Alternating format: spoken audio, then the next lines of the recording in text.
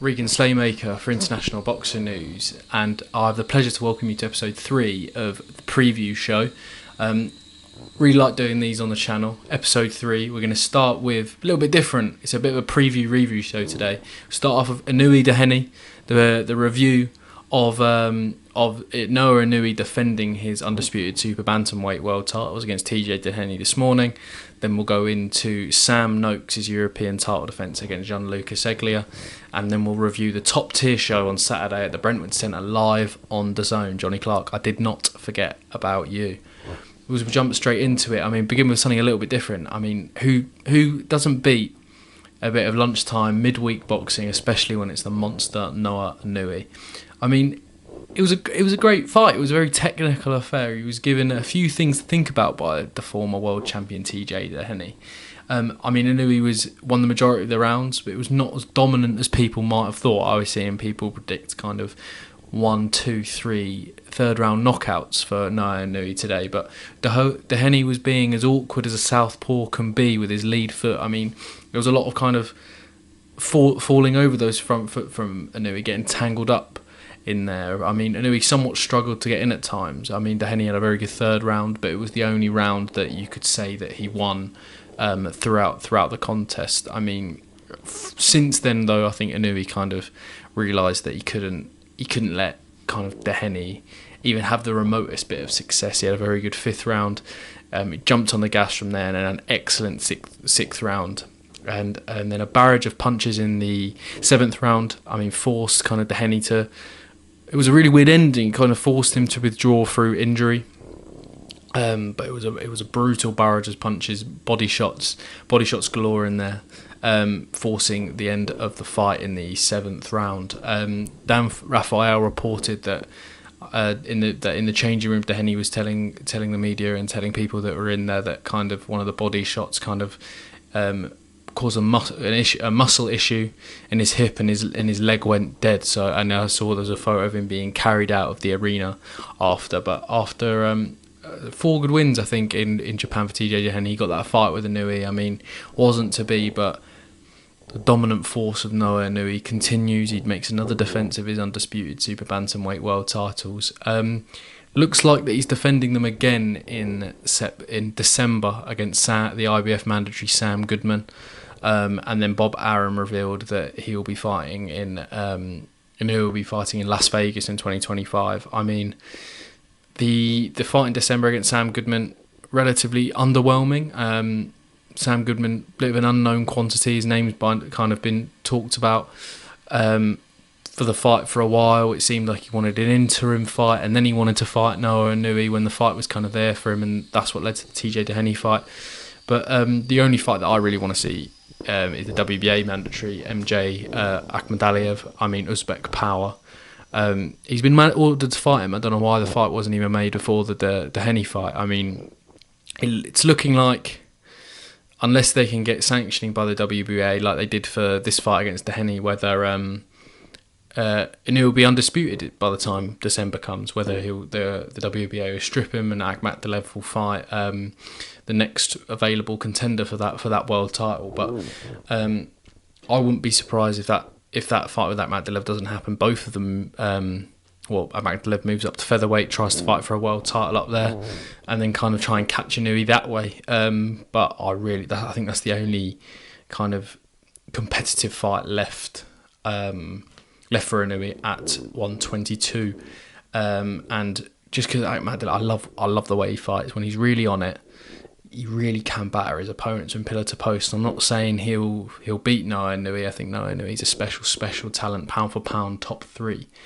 But I feel like the only fight that is remotely competitive left at that division from the champions that he's beaten is MJ Akhmadaliev. But I think it's Sam Goodman in December from what we're seeing on in the boxing reporting, and then Bob Arum said that he will fight in Las Vegas in 2025. So maybe an Angelo Leal just obviously beat Vinalo Lopez for the IBF featherweight world title, both with top rank. Seems like the most likely option. There we go. That's the review section done for the boxing tonight, and we'll move on to Friday night's action, by Frank Warren and Queensberry Promotion, and it's the return of the British, Commonwealth and European lightweight champion Sam Noakes as he fights his mandatory challenger Gianluca Ceglia at York Hall on Friday. I mean, after two very, very impressive wins for Sam Noakes for the British title at the beginning of the year against Louis Sylvester, and then for the European title against Yvonne Mendy. I mean, it's just great to see Sam back in the ring. He's one of Britain's kind of brightest talents. I mean, one of our best champions back in the ring. And yeah, it's really, really exciting to see him back, especially after that win against Yvonne Mendy. I mean, it was a standout fight for him so far this year. Two very, very quick wins at the beginning of the year. Those two fights were happening in 5 weeks of each other.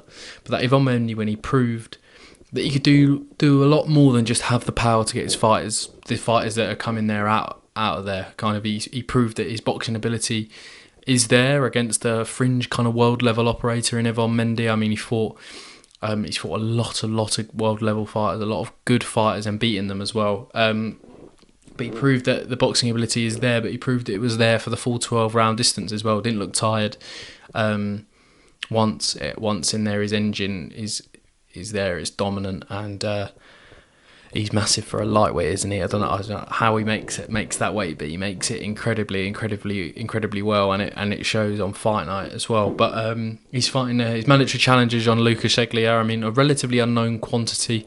He has losses to Mendy and a stoppage loss to Anthony Elliot, but he is mandatory challenger for a reason.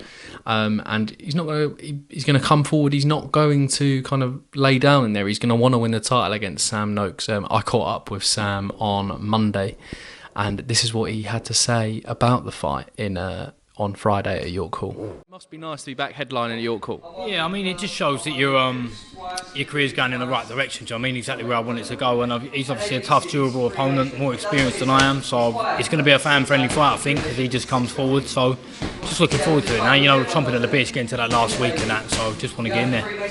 Definitely, mate, as well. Obviously, he's a bit of an unknown quantity, Ceglia. I think he's been stopped by Anthony Elliot, well-known name. But do you know much about him going into this one?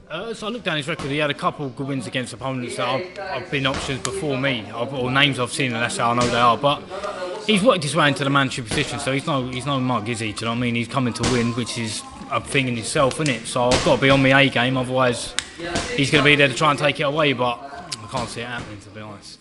There we go. Very confident words from the European champion, Sam Noakes. I mean, he's got to be confident going in there. All fighters have to be. But the implications of kind of a European title defence, I feel like a broken record. I mean, few and far between. A lot of fighters, once they win that European title or they defend the European title, they're not too far away from that world level opportunity, that world title opportunity, that breakout fight on the world scene that gets everyone on the planet going, well, this guy can fight, this guy has a chance. Queensberry Promotions have options on Denis Berinchik, the WBO lightweight champion, just coming off a career best win and a career standout win for the WBO title against Emmanuel Navarrete. I mean, it seems like a bit of a race between Queensberry talents Mark Chamberlain and Sam Noakes, who will get the Denis Berinchik fight first.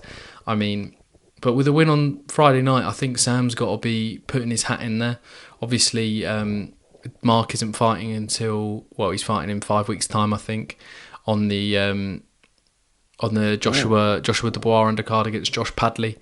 I do think Sam Noakes, just with the wins, he's beating the more known names, the more prestigious titles. I think he's probably arguably the most worthy of that fight. But Mark Chamberlain is a very, very special talent as well. And even if we see Mark Chamberlain versus Sam Noakes for the WBO world title, if Queensberry can kind of manoeuvre it that way, that'll be a special fight. But my final prediction for Sam Noakes' fight against Gianluca Ceglia, I think Sam Noakes will get the stoppage just after the midway points, around 7 to 8. Sam Noakes will get the stoppage against Gianluca Ceglia.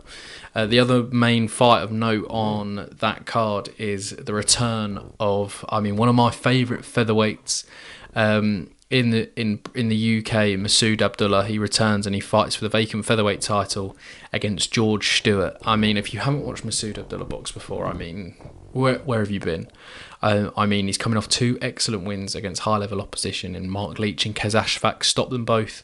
And at the time of his career, they were both his hardest fights. I mean, arguably the Mark Leach kind of fight's probably a harder fight than Kez Ashfaq, and he fought him first. But both, probably Mark Leach more deserving of this title, but solid British-level operators. Obviously, Mark Leach having that British title before. I spoke to Masood about that fight. He was a big fan of Mark Leach heading into that fight, and he kind of put that to the side and stopped him quite brutally, but not as brutal as that Kez Ashfaq win. That Kez Ashfaq win was spiteful.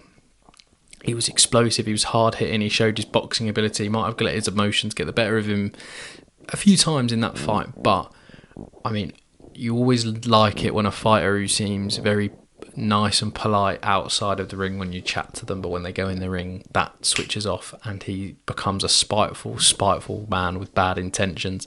And that's what you see with Masood Abdulah. You don't see... No, there's no messing around from him. He goes in there with bad intentions. He wants to win titles. He was chasing down Nathaniel Collins. Obviously, Nathaniel Collins has since vacated the Commonwealth title, so obviously Masood's got the option to fight for it now.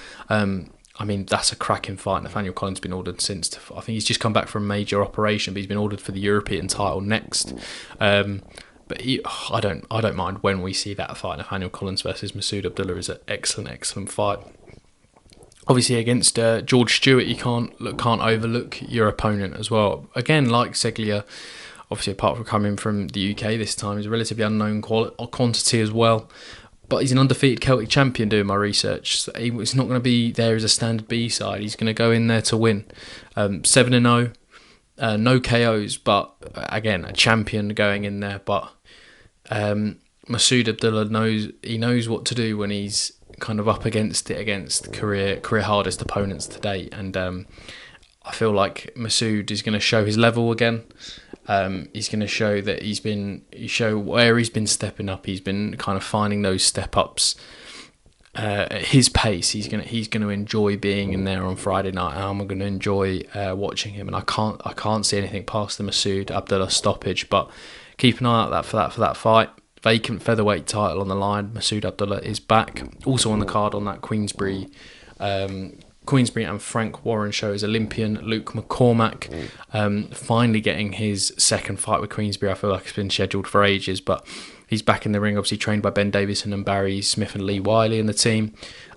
Dave Caldwell trained Stephen Cairns, fights with Queensbury, obviously one of the latest signings. Again with Luke McCormack, I think he's struggled with a few dates. I think he's only fought once or twice under Queensbury since signing, but good talent. Obviously Dave Caldwell knows a good talent when he sees him as well. Joshua Frankham is back, and then one of the fighters I would keep an eye out for is classy Charlie Hickford. Very good prospect, looking to move 3-0 on Friday, and he's another part of the kind of the Maidstone massive. I think a lot of those fighters came to the same gym as Carol Atalma and Moses Atalma. Mason Payne, and then obviously the Maidstone, the Noakes is obviously the two big champions in there.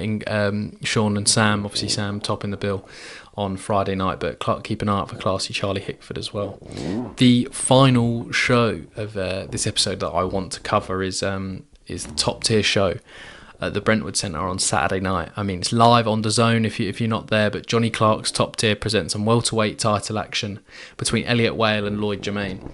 I mean, it's an excellent main event between two fighters and who are looking to make a statement. I mean, that's a fight that it'd happily sit on a Matchroom show, it'd happily sit on a Queensbury show, it'd happily sit quite comfortably on a boxer show as well. Commonwealth silver title on the line. And both those guys are looking to make a statement. Elliot's 10-0.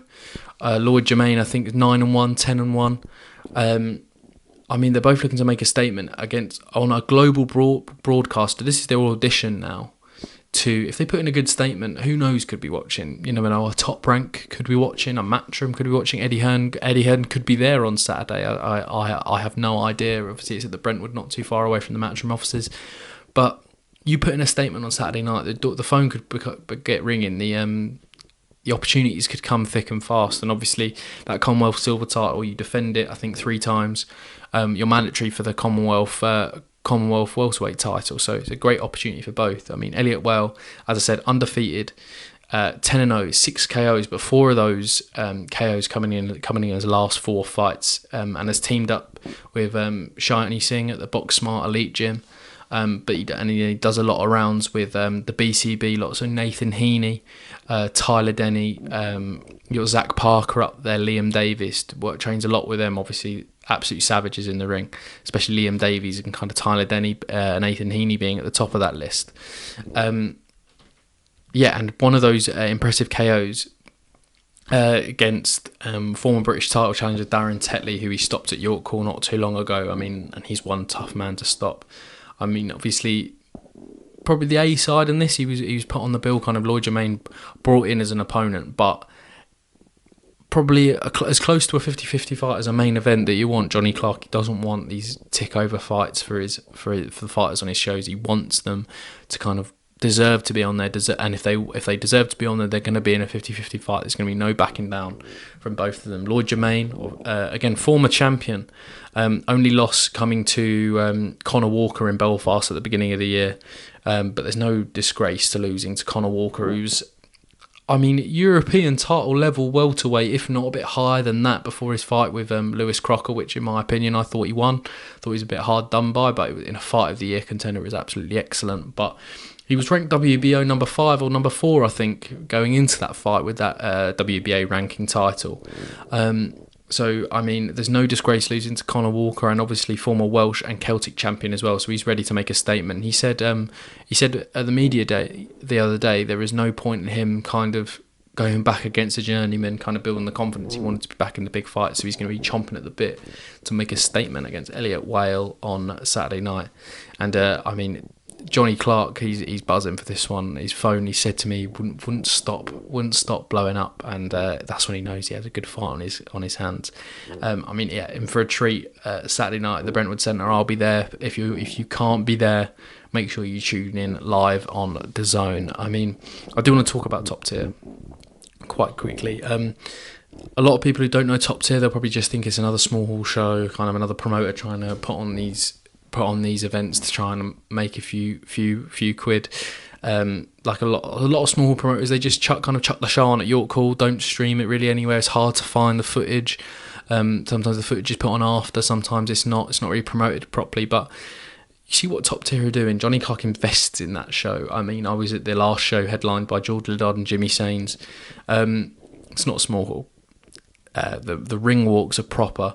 Yeah, they had it on the stomping ground last time. This time it's on DAZN. They have media days. They go to each gym. They make the promo videos. Johnny Clark does a lot of the promo himself.